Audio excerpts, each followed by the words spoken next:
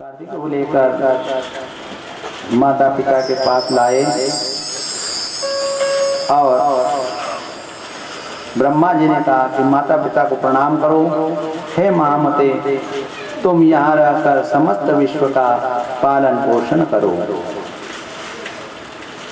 श्री महादेव वाचो इति ब्रह्म मुखात् श्रुत्वा पार्वती परमेश्वरो विभाव्य चेतसा पुत्रं जज्ञाते मुनिसत्तमम्। हे मुनीश्वर, ब्रह्मा जी के मुख से ऐसा सुनकर माँ पार्वती और परमेश्वर भगवान आशुतोष मन में विचार कर कार्तिकेय को अपना पुत्र जाना। तब प्रेम भरी पार्वती प्रणाम करते हुए अपने पुत्र को देखकर गोद में बिठाकर परम आनंदित हुई और भगवान महेश ने भी पुत्र को प्राप्त कर हर्षपूरित मन से सभी देवताओं का आमंत्रित किया और पुत्रोत्सव हुआ। वहाँ आए हुए सनातन भगवान नारायण विष्णु ने सुंदर रूप और दिव्य शरीर वाले कार्तिकेय जी को देखा। देवी परम स्नेह भाव से उनके सभी अंगों को देख रही थी। देवी की गोद में आरूढ़ होकर वे कार्तिकेय अपना महान भाग्य समझकर बड़े मन ही मन में प्रसन्न हो रहे थे। परमात्मा भगवान विष्णु के मन में ऐसा विचार आया कि मैं भी इन भगवती का पुत्र होकर कभी इनकी गोद में खेलूं। भगवान नारायण ने भी मन में यह विचार किया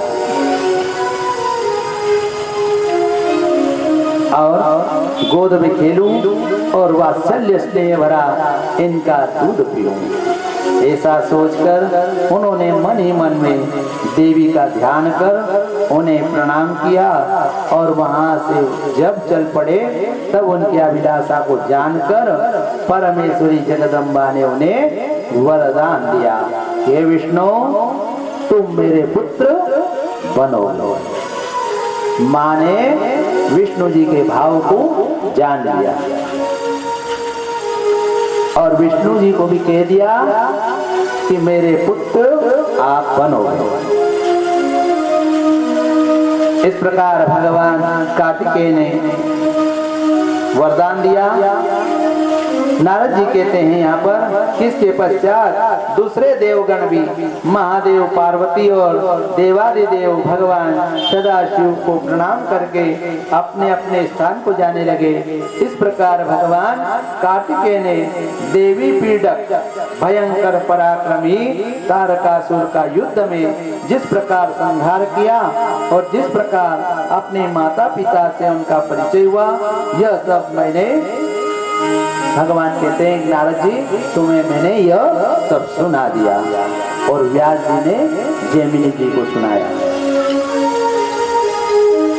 तुम अब उस कथा को सुनो जिस प्रकार भगवान विष्णु प्रथम पूज्य गजानन के रूप में पार्वती पुत्र होकर गणाधिपति बने। भगवान नारायण स्वयं गजानन का रूप लेकर और माँ के पुत्र बने।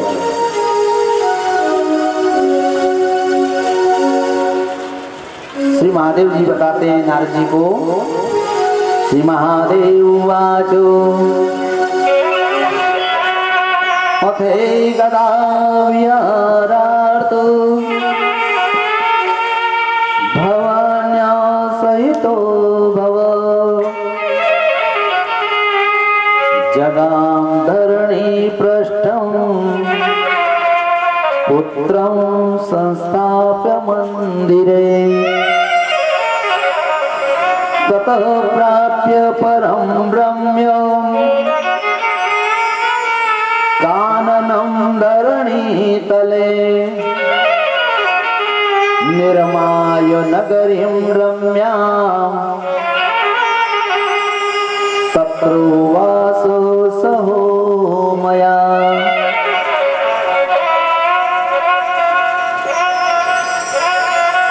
अपने पुत्र को भवन में छोड़कर एक बार भगवान आशुतोष भवानी पार्वती के साथ विहार करने के लिए पृथ्वी तल पर गए। तब पृथ्वी पर एक सुंदर वन में पहुंचकर एक मनोहर नगरी का उन्होंने निर्माण किया और उमा सहित महेश्वर उसी नगरी में निवास करने लगे। तब एक दिन भगवती उमा को घर में छोड़कर भगवान महेश्वर अपने प्रमथ गणों के साथ वन में पुष्प लेने के लिए चले गए। अनेक प्रकार के पुष्पों को प्राप्त करके भगवान शिव ने उस सुंदर वन में बहुत सा समय बिता दिया। पुष्प बीनते बीनते भगवान को समय हो गया। हे मुनिश्रेष्ठ, इस बीच भगवती गौरी अपने शरीर में उपटन लगा रही थी। इस बीच भगवती गौरी अपने शरीर में हल्दी का उपटन लगाकर स्नान हेतु जाने के लिए तैयार है।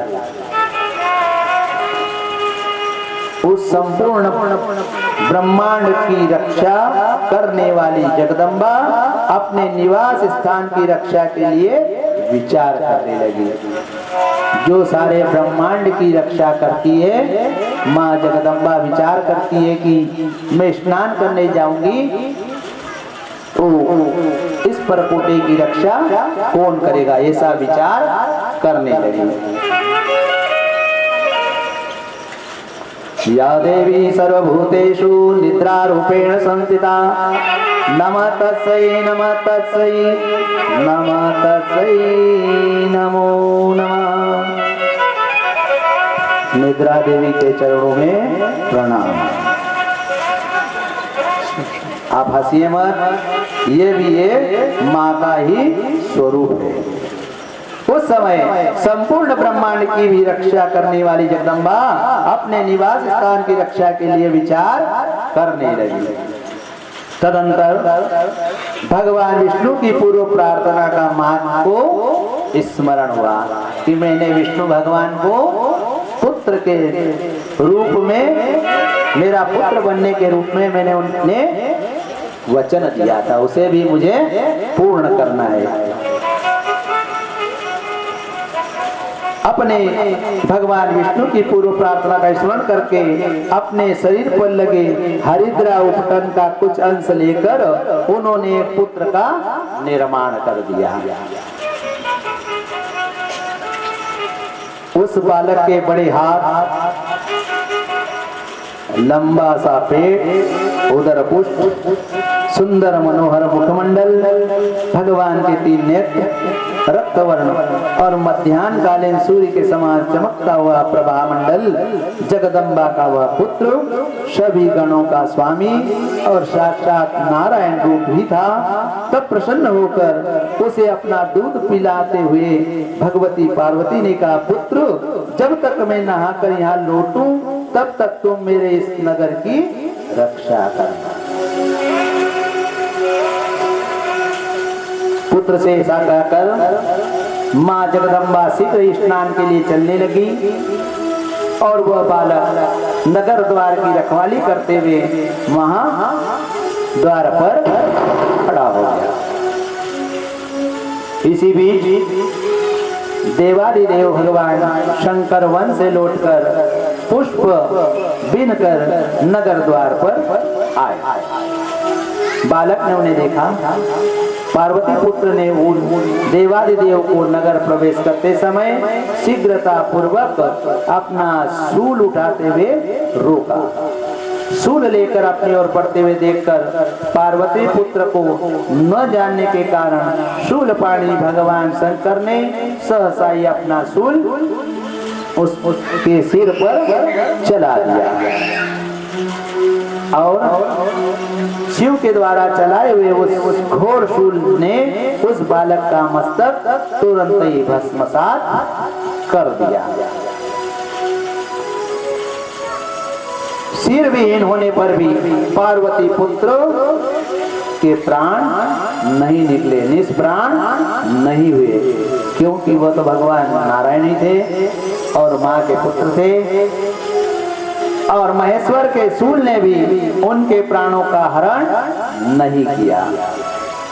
उसी समय स्नान करके सभी सखियों के साथ माँ गिरिराज पुत्री सुरेश्वरी भवानी भी आ गई और मुनिश्रेष्ठ द्वार पर सिरविहीन भूमि पर पड़े हुए अपने पुत्र को देखकर दुखी हुई देवी ने देवादिदेव शंकर से पूछा। माँ पूछती है कि मैं तन मन दस श्रेष्ठ बालकस्य तुम्हें शिरः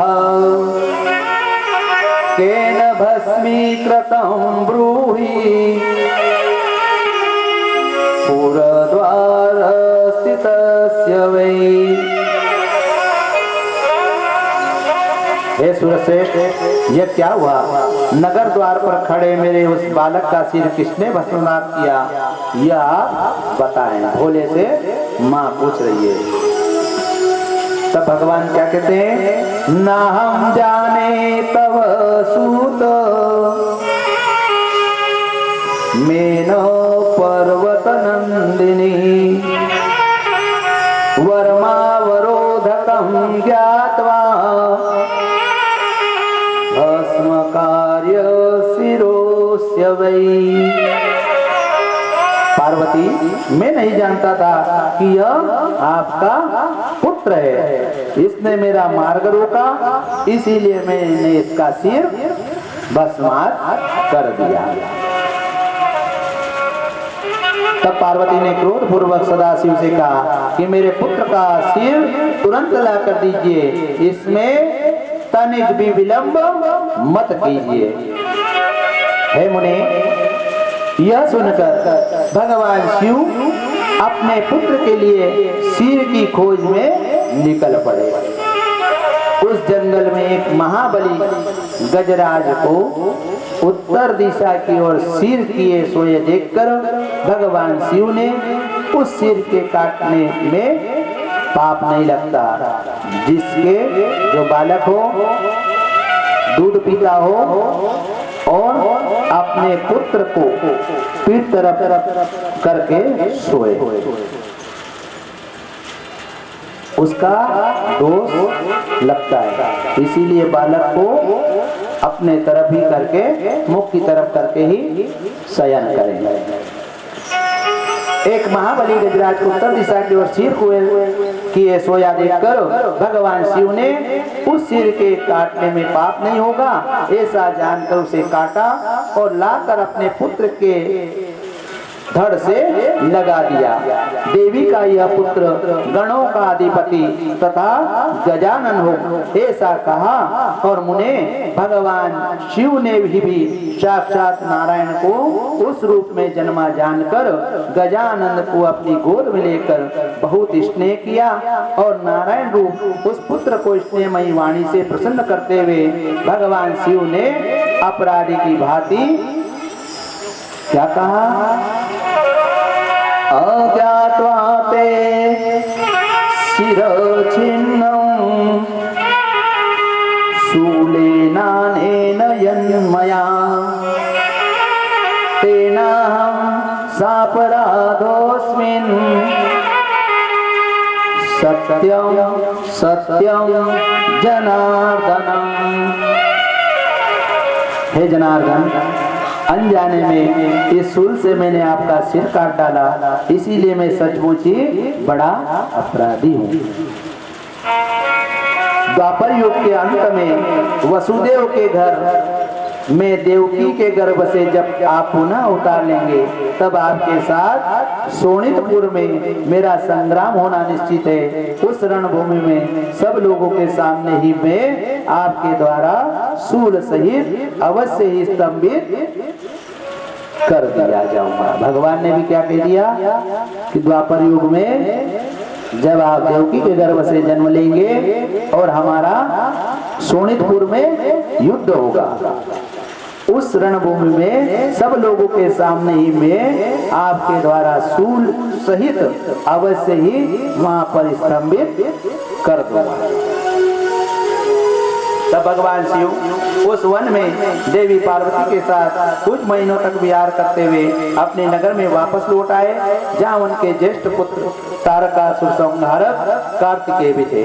वहाँ अपने दोनों पुत्रों के साथ प्रसन्नचित्त होकर भगवान शिव श्रीवास करने लगे और ब्रह्म स्वरूपा भगवती पार्वती सदाशिव के साथ कभी कैलाश पर्वत पर, कभी वाराणसीपुरी में अथवा अन्य किसी रमणीय स्थल पर यथेक्षित विहार करते हुए अपने नगर में पुनः लौटकर यथारुचि निवास करने लगी।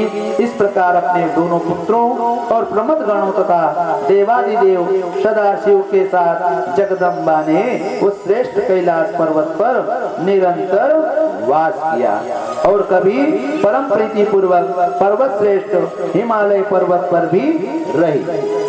हे मुनिवर, जिस प्रकार पूर्वोक्त परा प्रकृति सदाशिव का विवाह आदि मंगल कार्य हुआ, वह सब वृत्तांत जो आपने पूछा था मैंने आपको बता दिया।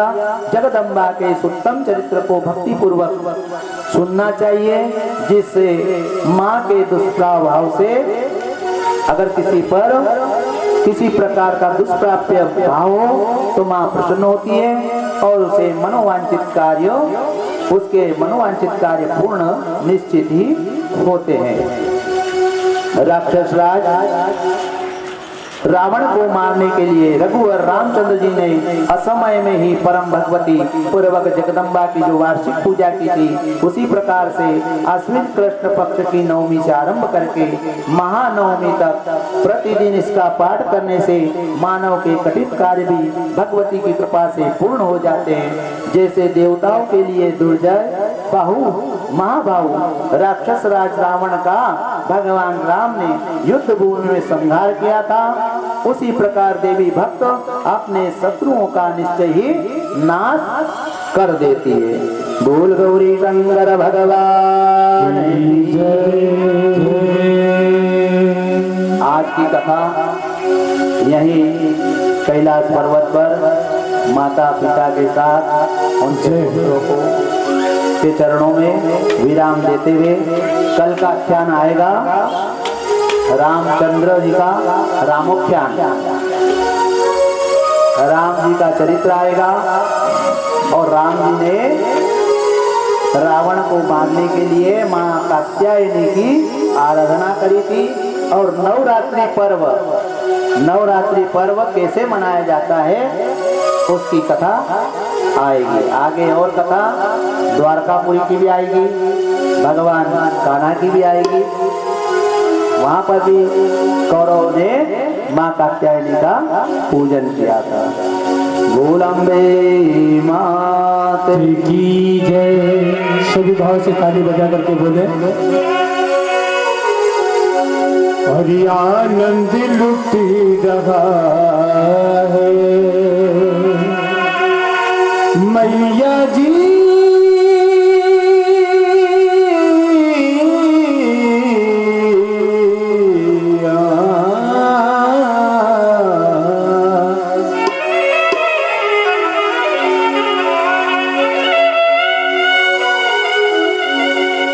आनंद लुटी रहा है मैया तेरी गली में आनंद लुट रहा है मैया तेरी गली में आनंद लुट रहा है मैया तेरी गली में।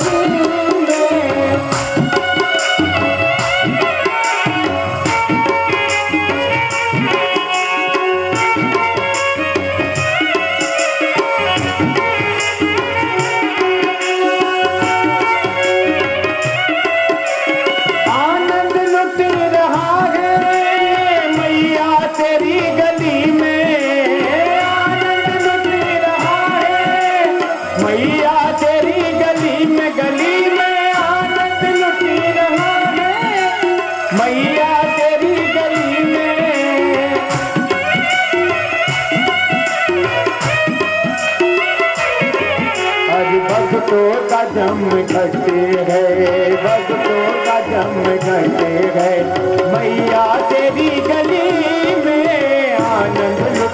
रहा है मैया तेरी गली में।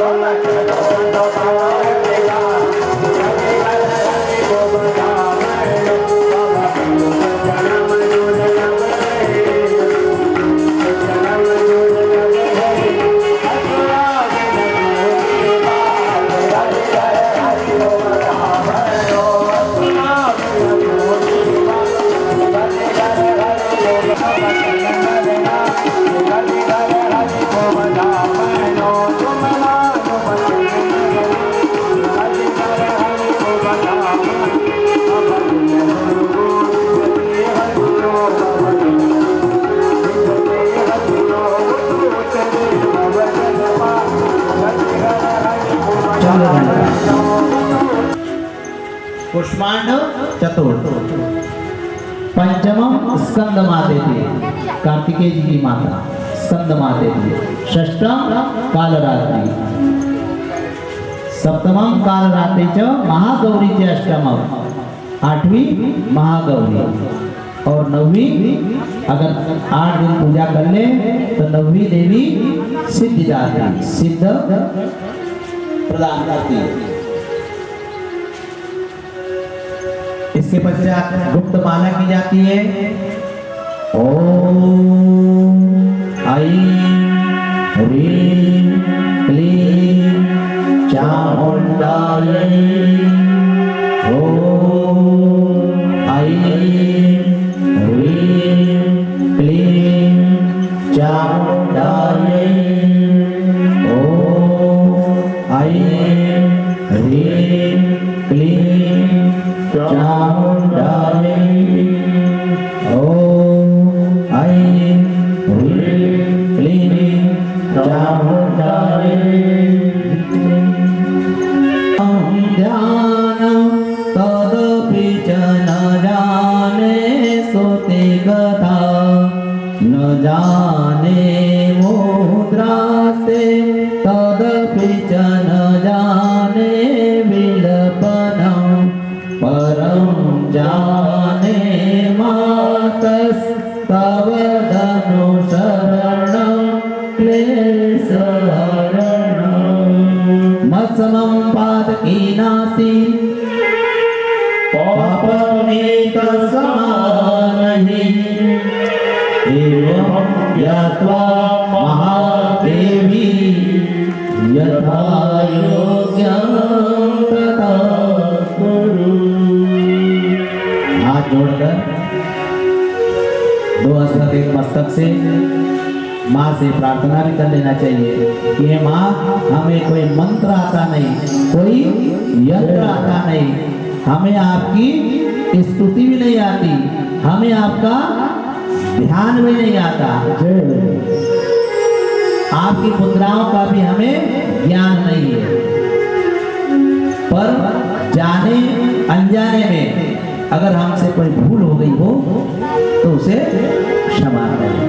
शबरी अम्बे मैया की जय। सभी भाव से ताली बजाएं। मुझ चरणों से लगा लो मेरी माँ अम्बे रानी, मुझ चरणों से लगा लो मेरी माँ अम्बे रानी,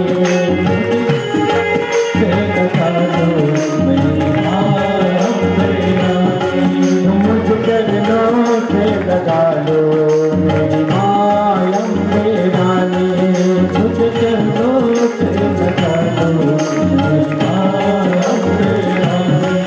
मेरी सांस सांस में तेरा, मेरी सांस सांस में तेरा है नाम से डुबा दी, मुझ चरणों से लगा लो मेरी माँ अम्बे रानी, मुझ चरणों से लगा लो मेरी माँ।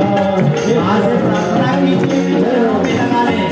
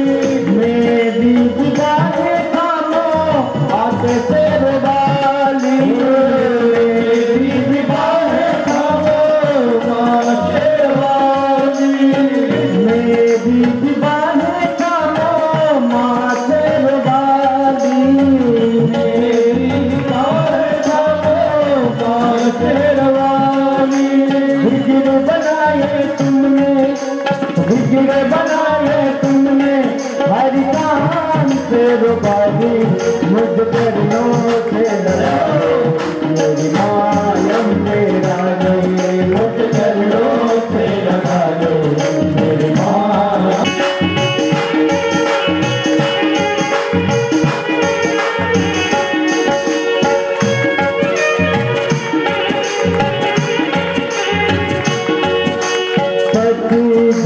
मेरा जीवन बनने के बहार आजा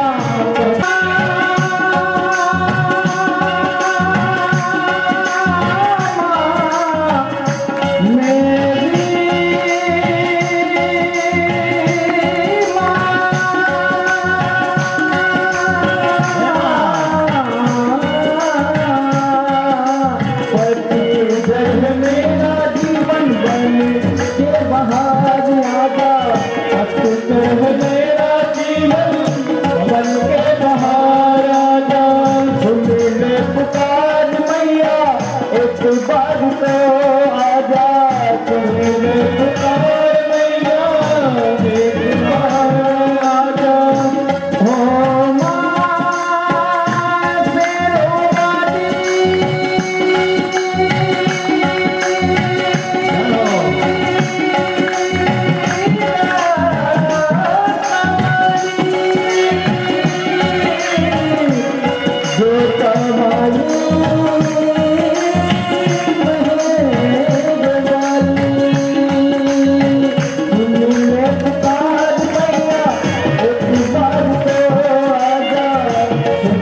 पुकार मैया एक बार आजा बेचैन मन की तुम हो बेचैन मन की तुम हो मेरी माँ से रुबादी मुझ करनों से लगा दे मेरी माँ से रुबादी मुझ करनों से लगा दो मेरी माँ से रुबादी मेरे रोम रोम में तेरा मेरे पाँच पाँच में तेरा है नाम बम्बरानी मुझ करनों से लगा दो मेरी माँ से रुबा दे मुझ करनों से लगा दो मेरी माँ से लगा दे मुझ करनों से लगा दो मेरी माँ से रुबा दे मुझ करनों से लगा दो मेरी माँ से रुबा दे मेरी माँ जो कबाले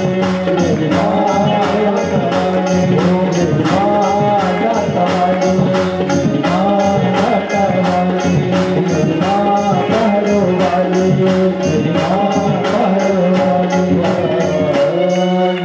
बोल जगदम्बे मैया की जय हो। इस प्रकार लंकापुरी में मेरे रहते परम कमलायै केवल परमानंद संतोष रूपायै लोकत्रयी मीरापहारै परम ज्योति रूपायै और जन शरीरे परमात्मा रूपायै प्रसिद्ध प्रसिद्ध प्रसिद्ध ते नमः। है माँ मुनिश्रेष्ठ इस वेद सूत्र का ब्रह्मा जी ने जब देवी की स्तुति की तब भगवती चंडिका प्रभुत्व हो गई। देवी के प्रभुत्व हो जाने पर लोक पितामह ब्रह्मा सभी देवताओं के साथ हाथ जोड़कर अपने मनोवांछित प्राप्ति के लिए प्रार्थना करने लगे। हे देवी हे सुरोत्तमे सभी प्राणियों के कल्याण अत्यंत भीषण संग्राम में श्री राम की विजय तथा राक्षसों के नाश के लिए हमने असमय में ही आपको प्रबोधित किया। देखिए कुछ ही देर में आपके सामने त्रिगुण स्वरूप माँ महाकाली, माँ महालक्ष्मी, माँ महासरस्वती के दर्शन होंगे जब रावण का अंत हो जाएगा। फिर आपको भगवती के दर्शन करवाए जाएंगे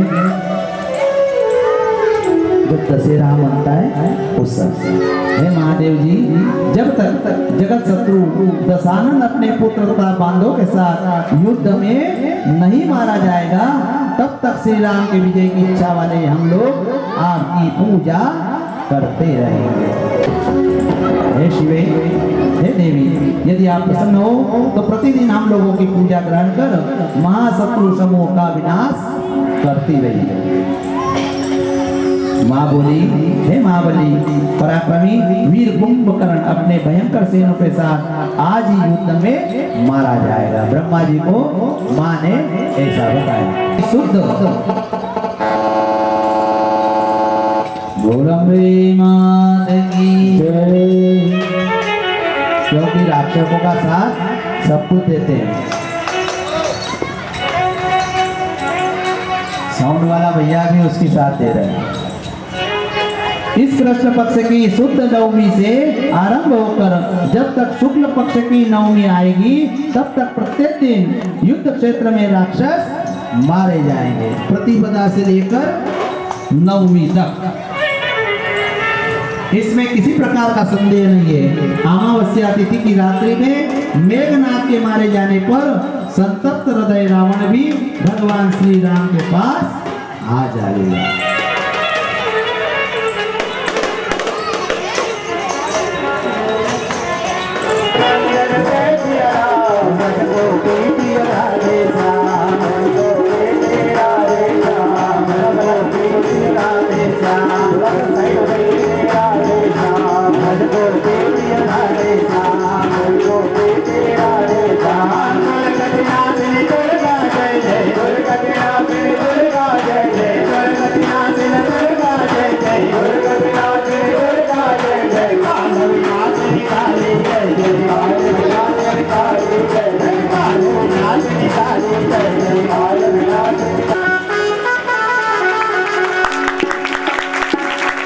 वैष्णो रानी की जय, कालरात्रि माता की जय, जगदम्बिका भवानी की जय, जयकारा शेरवालीला सती दरबार की जय। मंच से आवाज आ रही है, लोग बैठे, किसी के मुंह से आवाज नहीं। जयकारा शेरवालीला दरबार की, शेर की, आपकी, अपने लिए भी जय नहीं बोल रहे। बोलो अब्बे मात की।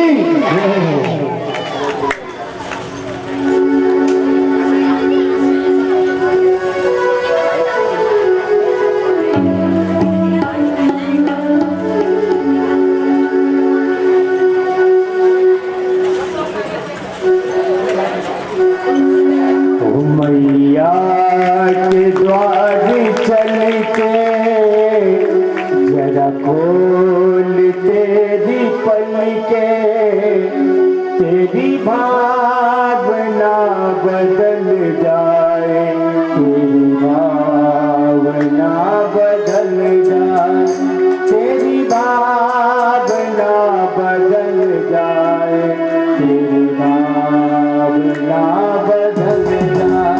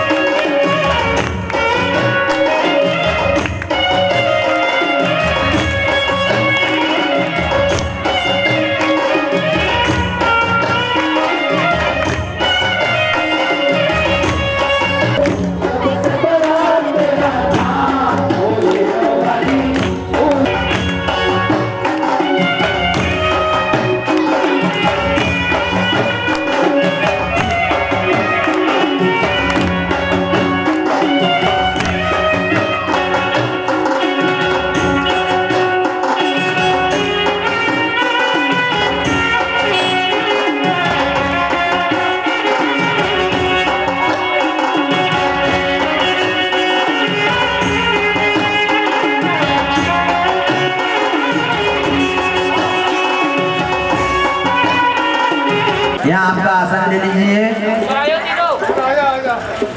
तीनों देवियों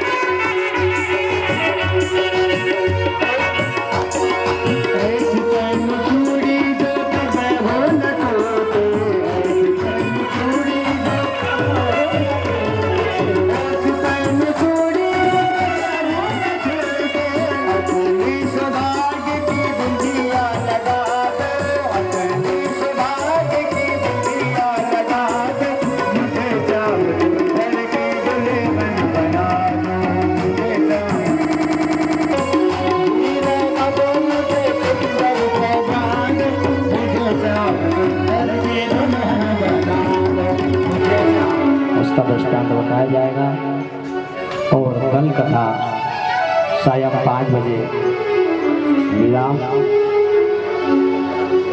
आइए मातृशक्ति से निवेदन है, जो भी माता जी का पूजन करना चाहते हैं कृपया कतारबद्ध होकर शांति से पूजन करें, एक दूसरे को धक्का ना दें। छोटी छोटी कन्याएं हैं, आप तो बड़े हैं लेकिन बच्चों को लग ना जाए, इस बात का थोड़ा सा ध्यान देना है। दूर से पूजन करें।